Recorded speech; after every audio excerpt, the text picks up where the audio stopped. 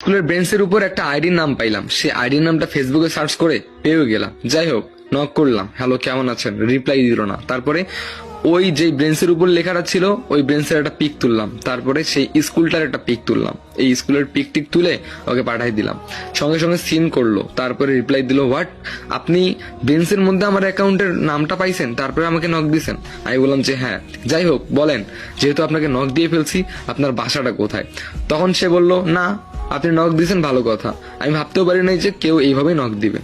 তো আপনি নক দিয়েছেন জন্য সেজন্য আমাকে জিজ্ঞেস করবেন যে আমার বাসা কোথায়, আমার নাম কি, আমার বাবার নাম কি, আমি কোন ক্লাসে পড়ি, কি করবো না করবো, এগুলো আপনি প্রশ্ন করবেন আর আমি অ্যান্সার দিব, তাই না?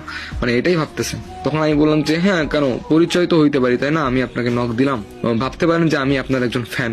তখন সে বললো, হইছে হইছে, আমার আর ফ্যান ট্যান হওয়া লাগবে না। শুনেন, এখন আমি কোনো প্রশ্নের অ্যান্সার দিতে পারবো না, বাই। স্কুলে গিয়েছিলাম ঘুরতে, আসলে এটা রংপুরে। তো এখন ঘুরতে গিয়েছিলাম কিসের জন্য জানেন? ছোট বোন স্কুলে পড়ে, তো কোনো রকম করে দেখতে গিয়েছিলাম যে স্কুলটার কি অবস্থা। যাই হোক, প্রতিদিন দুই একবার করে নক দিতাম, রিপ্লাই দিত না অবশ্য। তারপরে একদিন কি হলো জানেন, আমার ছোট বোনকে নিয়ে গেলাম স্কুলে। তবে ওই স্কুলের মধ্যে ক্লাস 1 থেকে একবারে ইন্টার সেকেন্ড ইয়ার পর্যন্ত আছে। আর আমি জানি না যে মেয়েটাকে আমি নক করছি সেই মেয়েটা কোন ক্লাসে পড়ে। ছোট বোনকে নিয়ে গেলাম, আর আমার ছোট বোন ক্লাস 3-তে পড়ে। ছোট বোনকে ক্লাসে বসিয়ে দিয়ে আমি মাঝে সাঝে স্কুলটা একটু ঘুরে ঘুরে দেখতাম, কিন্তু কখনো সন্দেহজনক ভাবে কোনো মেয়েকে সন্দেহ লাগে নাই যে এই মেয়েটারই অ্যাকাউন্ট। কি আর করি, প্রতিদিন নক দিতাম, হালকা পাতলা রিপ্লাই দিত।